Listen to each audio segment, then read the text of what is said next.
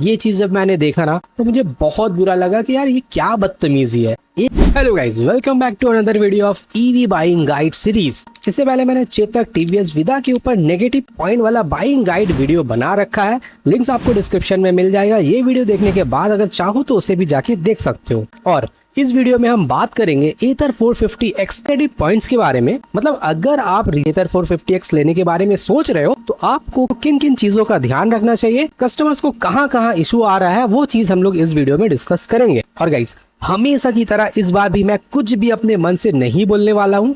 एथर्स के कस्टमर्स का जो जेन्युइन फीडबैक है ना, वही मैं आपको बताऊंगा। मेरे पास भाई हर ब्रांड का ईवी व्हाट्सएप ग्रुप है। ओला, एथर, टीवीएस, बजाज, विदा, इवन हर स्टेट का सेपरेट ईवी व्हाट्सएप ग्रुप है, जहां से मुझे अच्छा बुरा फीडबैक यूजर्स से मिलते रहता है। अगर आपको भी ग्रुप में ज्वाइन होना है तो आपको सिंपली कमेंट में लिखना होगा ज्वाइन, लिंक आपको दे दिया जाएगा। Now, without wasting any time, let's start the video. देखो, अगर आप एक फैमिली ओरिएंटेड स्कूटर ढूंढ रहे हो जो कि आपके फैमिली का हर कोई यूज करने वाला है, आप उससे बाजार वगैरह करने वाले हो या फिर स्विगी जोमेटो वगैरह करने के बारे में सोच रहे हो, तो भाई आप एथर 450X को पहली फुर्सत से ही रिजेक्ट कर दो।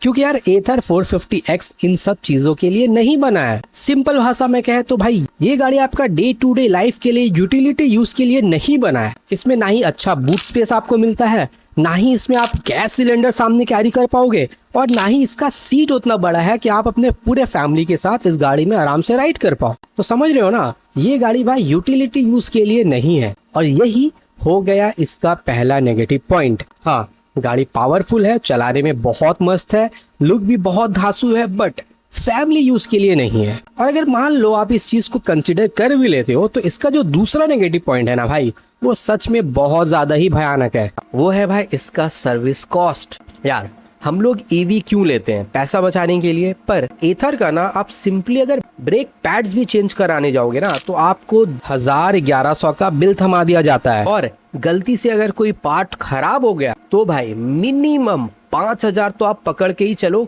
कुछ भी अगर खराब हुआ ना, जीएसटी वीएसटी लगा के मिनिमम 5000 का बिल तो आपको दे ही दिया जाएगा। नॉर्मल सर्विस कॉस्ट हर ब्रांड का जहाँ पे 350 से 500 तक होता है, वहाँ एथर का नॉर्मल सर्विस कॉस्ट ही विदाउट एनी पार्ट चेंजेस 700 का पड़ जाता है। गाइस, एथर थोड़ा कॉस्टली तो है, ये हम सबको मानना पड़ेगा। नाउ थर्ड जो इसका नेगेटिव पॉइंट है ना, वो है भाई इसका belt, tyres and brake pads, मतलब कंज्यूमेबल्स। भाई बेल्ट सबका ही टूट रहा है। चलो, फर्स्ट वाला बेल्ट आपका मान लो कि वारंटी में चेंज भी हो जाता है। एथर की तरफ से बेल्ट का 20,000 किलोमीटर तक का वारंटी मिलता है। इसके ऊपर जितना बार भी आपका बेल्ट अगर टूट रहा है तो उसका खर्चा आपको खुद ही उठाना पड़ता है। लगभग 2 से 2,500 का खर्चा भाई इसमें आ जाता है। और जो हैरेसमेंट होगा वो अलग, क्योंकि बेल्ट टूटने के बाद आपकी गाड़ी चलेगी नहीं, बट बेल्ट आपको सर्विस सेंटर ले जाकर ही चेंज करवाना पड़ेगा। और भाई इसका जो टायर्स है ना, खास करके इसका पीछे वाला टायर, वो भाई सभी का ही 10,000 किलोमीटर के अंदर ही खराब होना चालू हो जाता है। और ब्रेक पैड का तो बात ही छोड़ दो, ओला हो या एथर, ब्रेक पैड्स भाई बहुत ज्यादा घिसता है, खास करके बारिश के मौसम में। तो ये भी कहीं ना कहीं नेगेटिव पॉइंट है एथर का। इसके अलावा जो फोर्थ नेगेटिव पॉइंट है ना, वो है इसका भाई लो रेंज। देखो, आप बोलोगे यार लगभग 100 का रेंज तो यहाँ मिल ही जा रहा है, पर 100 का रेंज लेने के लिए आपको कितना पैसा खर्चा करना पड़ रहा है, आप वो भी तो देखो।